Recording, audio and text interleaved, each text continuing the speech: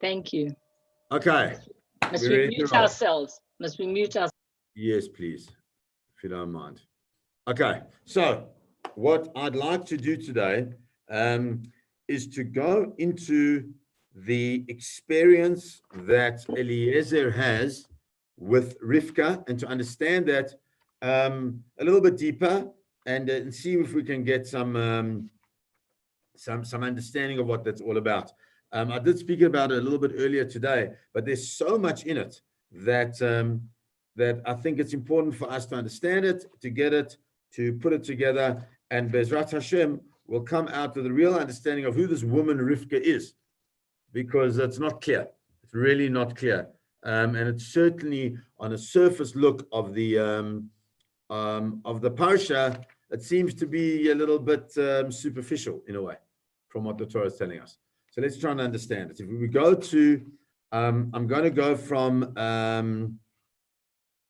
the beginning of Shlishi, which is the beginning, which is chapter 24, verse Yud, verse 10. So we'll read quite a bit, and then we'll come back. So the story, we know Abraham requests that Eliezer goes to find a wife for Yitzchak, and he makes him take a shvur, a proper vow, which is quite an intense thing to do, to take a vow, but he takes this vow. And then the Torah says, he took 10 camels and he goes. He had everything. He had wealth, unbelievable things with him in order to impress the people that he's going. Rashi says, what does it mean? How could he take everything? We know that Abraham was an incredibly wealthy man. So he says, what did he have? Shtar matana katav liYitzchak, al kol asher lo. That he took with him a shtar matana. He had a document which was a gift, a document of a gift of everything that Abraham owned, that was given to Yitzchak, in order the people would jump to send their daughters. That's unbelievable, by the way. That's Avraham Avinu, who is the father of the Jewish people, who spent his life looking for, searching for people who would be able to find a God in their lives. And he writes a shtar matana. He writes this document which gifts everything to Yitzchak. Why? Rashi says, in order that when people would hear that Yitzchak was going to be the only heir of Abraham, that they would jump to send their daughters. What did you just jump to send your daughter? Because it's Avraham Avinu, because it's this man who is Avamon Goyim, who is like that's like proper yichus. We speak about yichus. That's yichus.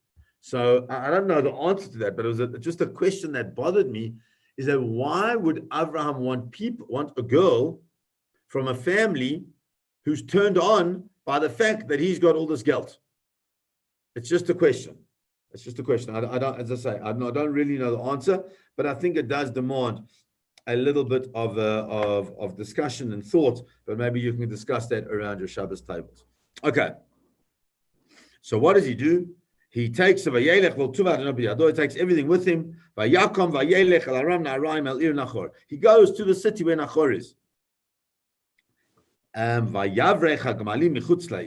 He gets the camels to sit out just outside the El Be'er Hamayim by this well.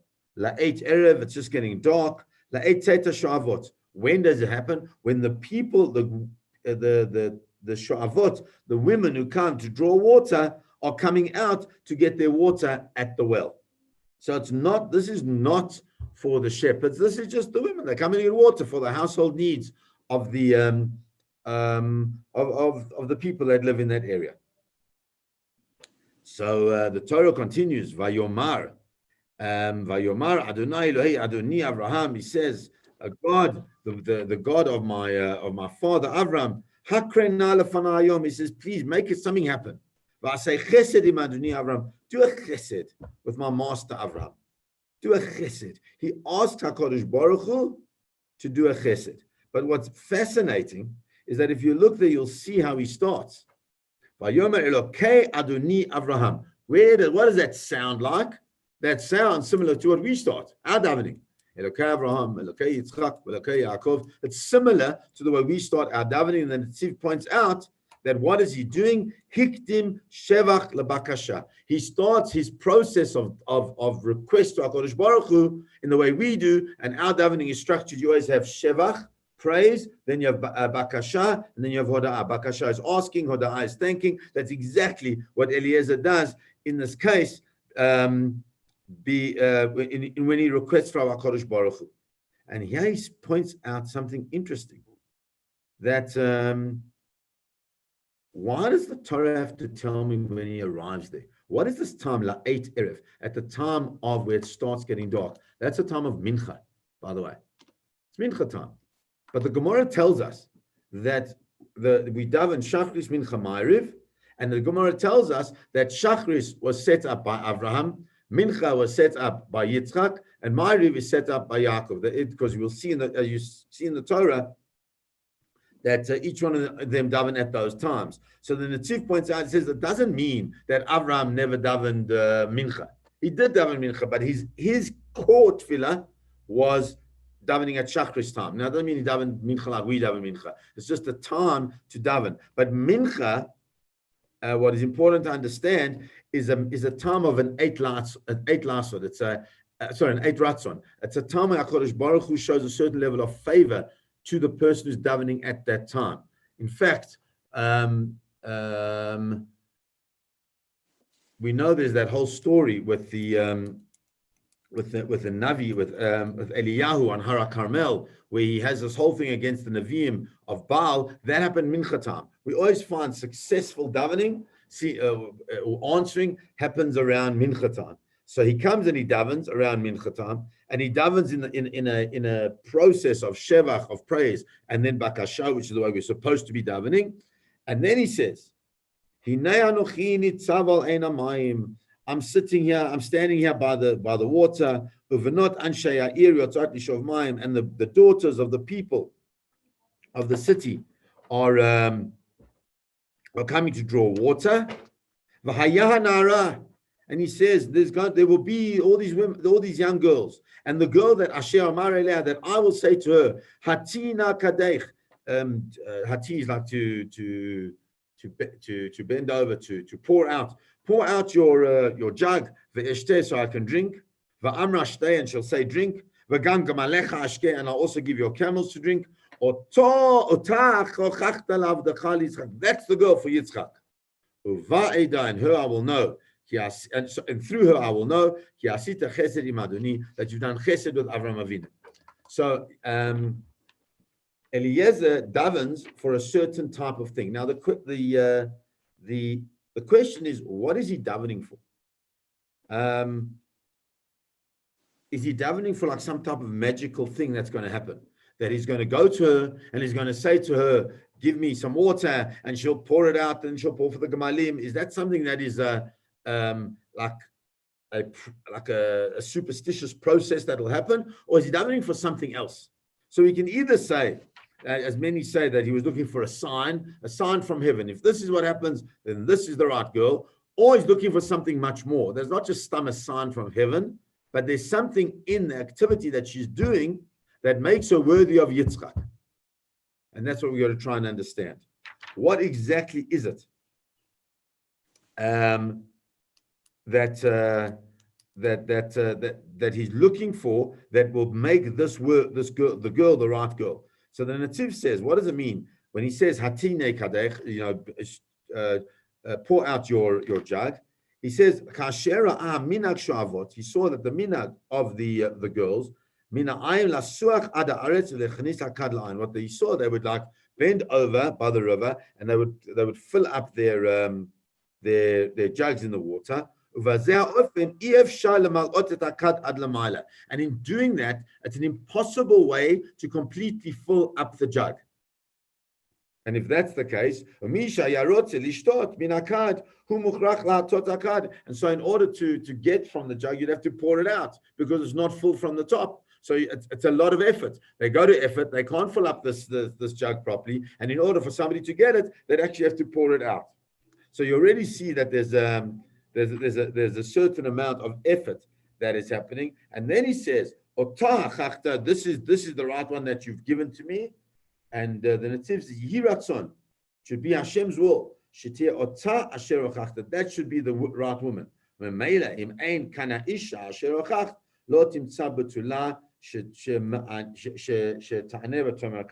he says, I will know that this is the right woman. And if there isn't the right woman to do that, then I'll know there's not the right woman in this area and I'll have to look elsewhere.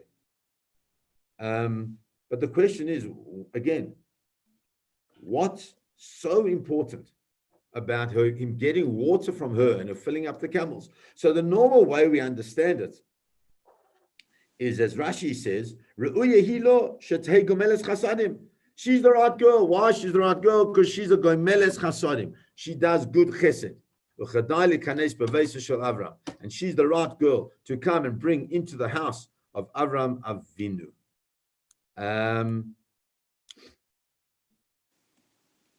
So the Rashi continues and he says, Ki asita chesed, you've done chesed.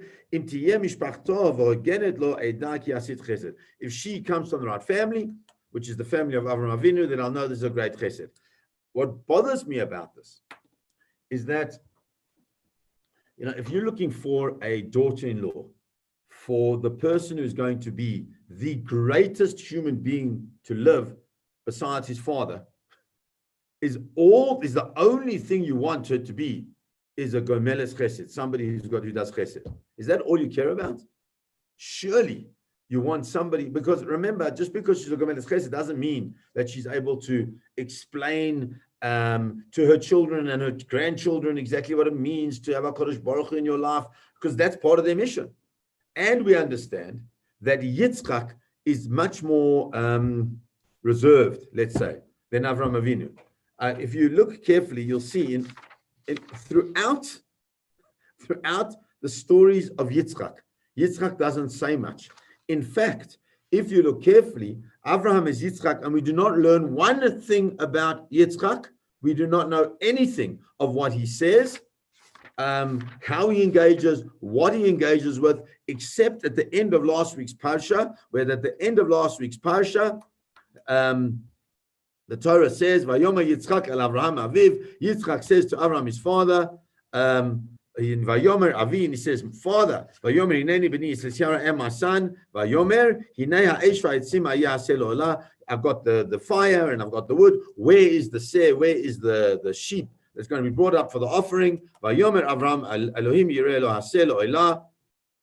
And Avraham answers him and says, Hashem will show it to us. Vayelchu shneim yachtav, and they go together. That is the only communication up to this point that we have of Yitzchak, and Chazal tell us he was 37 years old. Yitzchak completely lives in the shadow of his father. His father was a great Gomel Chesed, but his father's the king. His father's unbelievable. So surely the woman that you're looking for is going to be a woman who's going to be able to bring out of Yitzchak that which he needs to take over from his father. Surely the woman has to be a powerful person, not just a woman who does sweet little, nice little things, so she'll give the camels to drink. I mean, great. And I'm not denying that it's a great thing, but there's got to be something more than just giving the camels to drink. Right? Would you agree?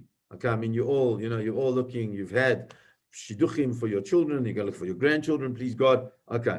So, I mean, I know for my son, if all that she did was do nice things, I'd be a little bit worried. I'm hoping she'd have a little bit of something more, that she'd be able to give to others. So, look what happens. He just finished to speak. Rivka yotzeit. Rivka comes out, and she's the daughter. So he doesn't know that whose daughter she is. He just sees this girl. She comes out and she's got her jug on her shoulder. Now the next most important things for your daughter-in-law, right? So we want her to be a Balat Chesed, but we also want her to have what? And now the Torah describes it. Look what the Torah describes it. She's gorgeous. Oh, that's the important thing, right? It's got to be gorgeous. This is for the father of the Jewish people. It's not Stam. It's the father of the Jewish people, and all the Torah describes her as she's beautiful. Okay, not that you shouldn't have beautiful women. I'm just saying, right? And not only that, Betula, she's never had a man. V'ish lo yada'ah, no man has ever known her. And she goes down to the into the pool of water, and she comes up. She fills up her cud, and that's important. She fills up her jug. Okay, vatal, and then she comes up, and he sees this. Doesn't know anything about her. He just sees she's gorgeous. It describes her as being a virgin and no man has ever known her. And she sees she goes down into the river. She fills up her jug and she comes out. And he gets so excited and he runs to her. Let me have some water. She's the girl. He identifies her as the girl. How does he know she's the girl? Well, because she's so beautiful. Because she went to get water.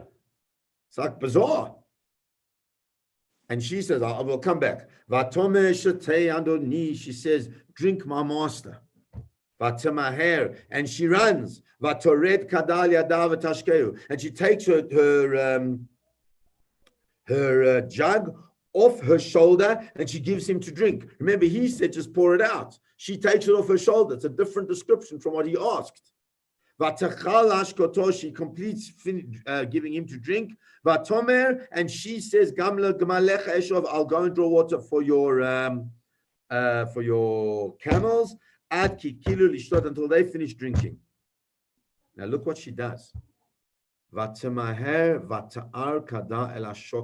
She runs and she pours out what's left in the jug into the shoket, into the watering trough. V'taratz od, and she runs again. Ela ba'er lishov, to the well to draw water. V'tishav l'kol gamalav, and she draws water for all of his camels. That's a lot of camels. It's 10 camels. A lot of water. Va'ish mishta'ela. Oh, he's just bewildered. This is the best thing that could ever have happened, right? And he really wants to know, is she from the right family? He has to know. And then she finishes giving the camels. He takes all these different beautiful jewelry and he gives them to her. And then he says to her, first question, because it's the only question that matters right now. He's got his girl. He just doesn't know if she's from the right family. And he says to her, bat mi at. Number one, tell me, Higida Nali, please tell me, who do you belong to? He doesn't know yet.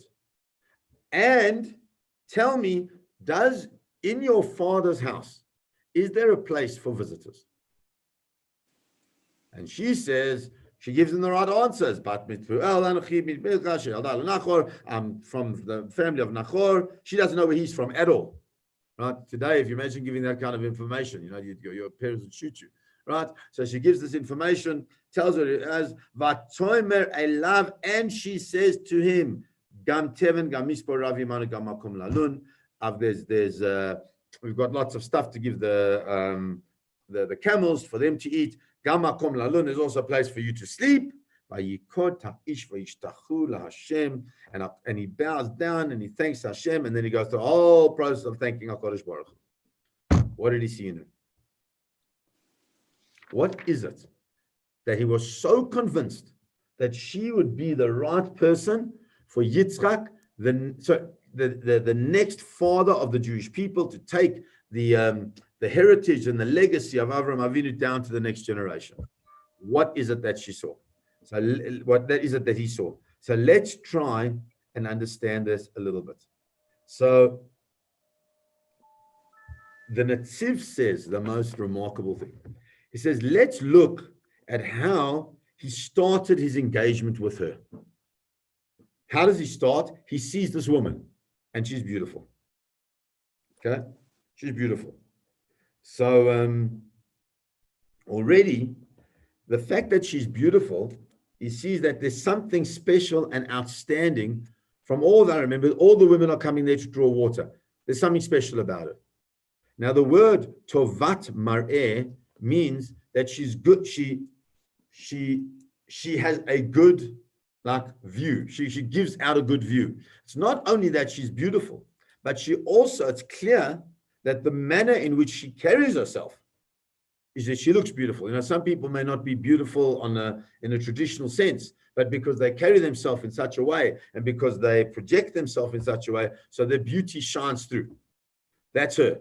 She's Tovat Mareh. Otherwise, it would have just said Yafa. Right? That which is the description that Abraham gives to Sarah, that she's beautiful. Right? Okay. So he says, Tovat Mareh, number one, there's something where she stands out. Number two, it says, Ve'ish lo yada'a, that no man has ever known her. So how would anybody know that? That's like kind of like private stuff. So the Netziv says, no, he could see.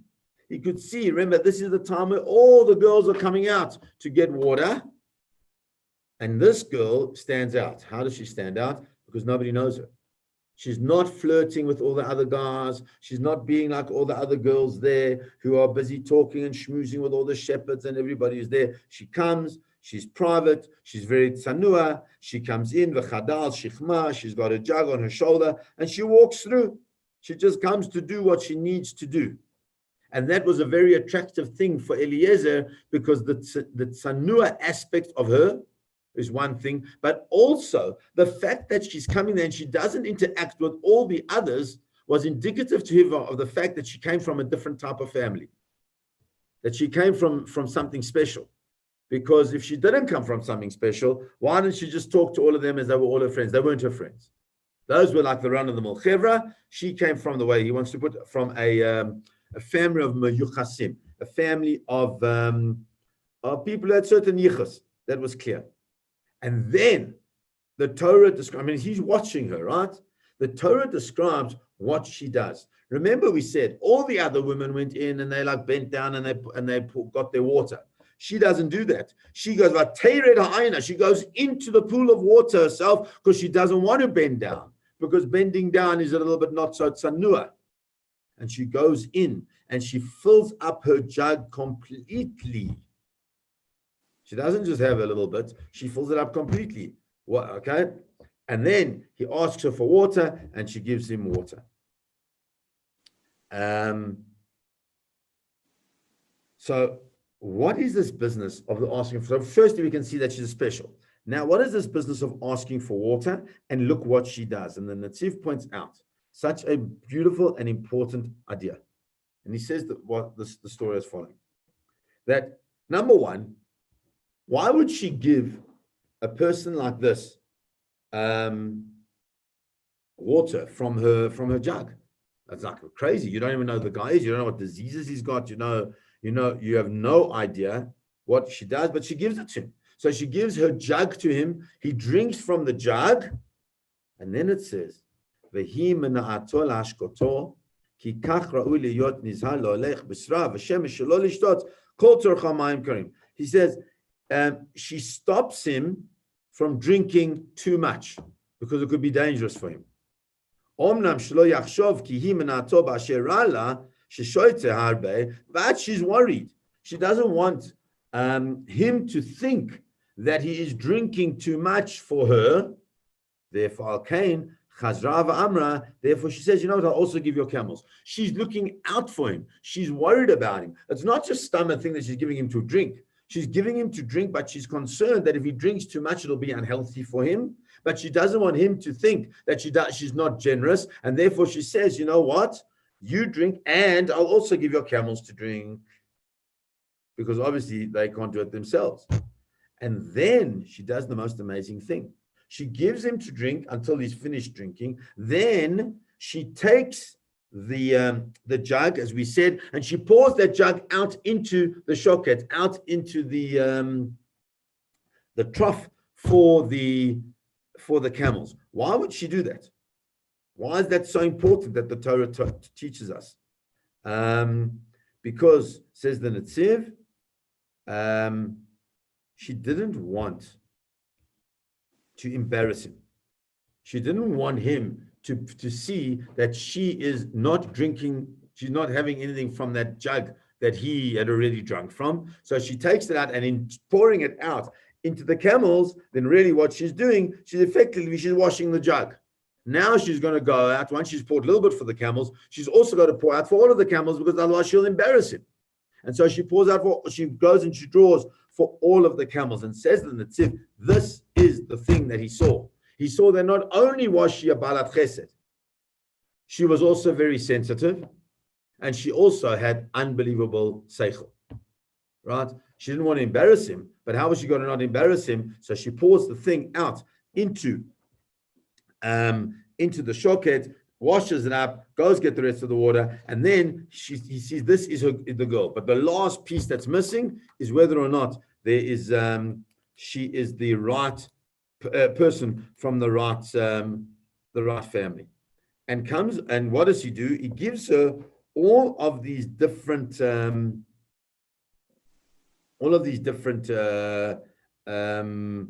gifts that he gives her. He's clear she's the right woman. He just needs to be clarified. But why does he give her gifts before he knows exactly who she is?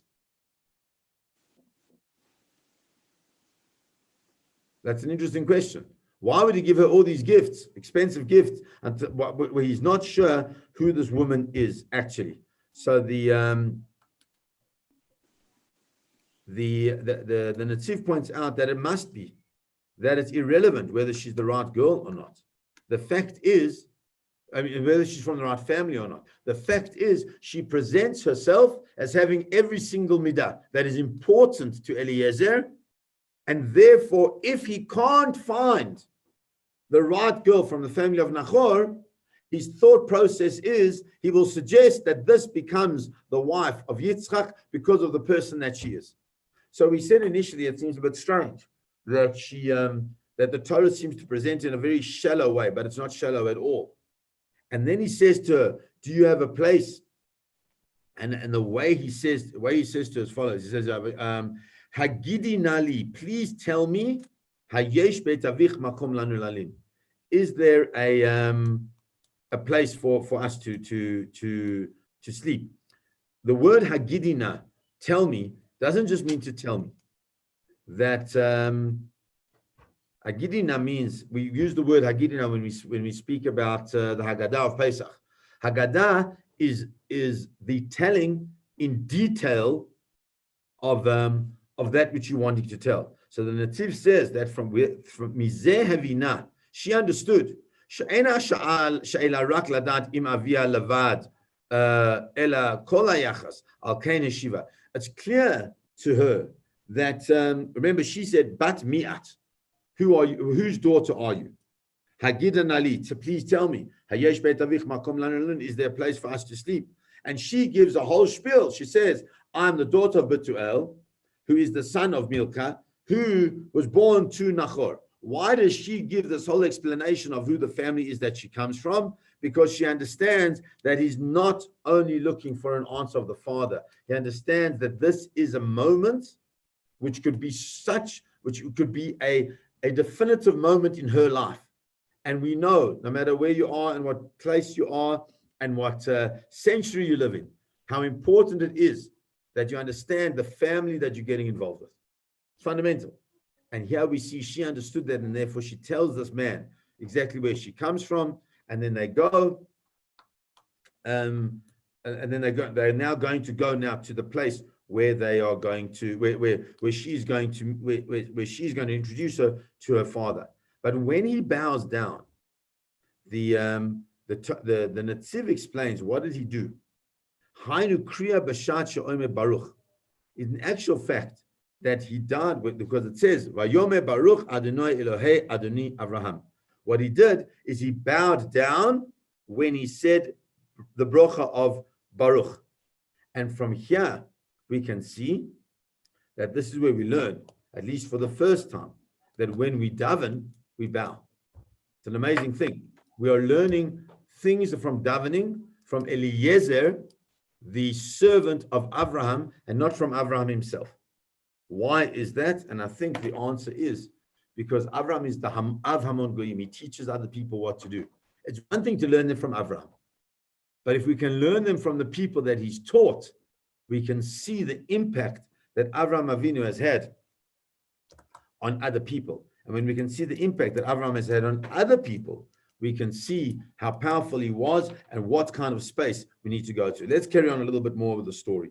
Vayomer Baruch Adonai Elahei Adoni Avraham. He says, blessed is the God of my master Avraham. Asher lo azav chazdo va'amito me'imach. He says who has never left the chesed for Avraham Avinu. Baderech nachanu Hashem. Beit achei Adoni. But there on HaKadosh Baruch Hu took me on the road that I needed to go to. Rashi says, but derech hamezuman, derech hayashar, boto derech shayiti tzarich. HaKadosh Baruch Hu says, Eliezer, Hashem took me on the path I needed to go onto. And if that's the case, what we have to ask ourselves is, why is it that Eliezer is saying all these things? That's the same answer. Eliezer is teaching us how to recognize the hashgacha pratit of HaKadosh Baruch Hu, the direct intervention of HaKadosh Baruch Hu in our lives. That's what Eliezer is teaching us from Avraham Avinu. But Avraham Avinu taught him, and so therefore he's able to see that as well. And the truth is, it's when it comes to those things, we have to see it. We have to look at it. We have to find it. And when we find it, we see it, and we're able to express it. The word that keeps coming up in this parsha is the next word, Vataratz. She ran. You'll see all the way through that there's this constant space, this constant refrain of Vayamaher, Vataratz, that she went fast and she ran. And although I haven't found much on this, what is clear to me is that was one of the most attractive things to Eliezer, and a proof for Eliezer that she's the right woman. Because where else do we see the concept of a visitor coming in and Vataratz? Avraham Avinu. When Avraham Avinu in last week's parsha sees these three visitors come, it says that he got up and he got up and he ran towards them. The concept of running towards visitors to bring them in and running to help them is an Avram-like space. And since it's an Avram-like space, therefore, when Eliezer sees it, that she's doing the same thing, she's got energy, does it as he sees this is the right woman. I don't know this for sure, but I often wonder if the energy that Abraham has is then taken into Rivka. Rivka is the one that has that energy, because it's as clear as daylight that Yitzchak doesn't have that same energy. It's just clear. But she's constantly ratzing, going, moving, doing what she needs to do. With always alacrity. We don't find the same with Yitzchak. She goes and she tells her mother's house, she tells exactly what. And then the Torah says, Rivka had a brother, and his name was Lavan. And Lavan son also runs to this person outside, to the Be'er Mayim, to the well of the water. And what happens? Look at the focus of Lavan. What was the focus of Rivka? Rivka was just happy to give him water. Lavan he sees all this, all the jewelry. He hears the words of his sister. And he says, boy, Baruch Hashem, lama tamod b'chutz, why are you standing outside? Anochi paniti abayit, makom lagmalim, I've opened up my house, and there's space for your camels. Why? Because he saw the things on his sister's hands. To him, it was different. Vayavoha ish habayta, and he comes into the house. Vayifatacha gmalim, and he lets the gmalim, the camels, loose. And he gives food, and he gives all the things that the Gemalim need, and water to wash his feet, and the feet of the people with him. And it's an amazing thing that we see that the appropriate way of behavior. And this is part of the attraction of the house of Nachor, who is the house of Avraham, who is the house of Terach, is what? Who gets food first? The first thing that gets food are the animals. First, he gives them food. And because he gives them food, it's clear that there's something appropriate in that behavior. Yes, it would seem to be that he really wants the gold and the silver, but at least he has a consciousness and a sensitivity to the animals. And he puts the food in front of Eliezer for him to eat now. Everybody else is ready. He says, I'm not going to eat until I've said what I need to say. And they say to him, speak, and then he speaks and he tells the whole story. And I think what the important part of this for me was to realize that whilst we speak often about this whole idea of Rivka being such a big balas chesed, and that's why she was chosen, and all the children's books speak about Rivka, the chesed, the reality is that it wasn't chesed that drove Rivka. The reality is that it's chesed with a lot of seichel. And the Netziv tells us, right at the beginning, we know that there are three pillars upon which the world stands: Torah, Avodah, and Gemilut Chasadim. And if I say to you which one was Avraham, you're going to tell me? Tell me. Chesed. Chesed. Chasadim. Right? So the Netziv said that's impossible. You can't say that. Whilst everybody else says it, he says you can't say that. Why not? Because if you're going to say the pillars are Torah, Avodah, and Gemilut Chasadim, and the Avot are Avram, Yitzhak, and Yaakov, how can the third one, which you're saying corresponds with Avram, be third? It should be first. So he says that in actual fact, Avraham is Torah, because Avram discovered HaKadosh Baruch Hu through a cerebral space of thinking, of understanding, of trying to work out the fact that there is a God in this world. He works it out. And I think we've spoken about this before.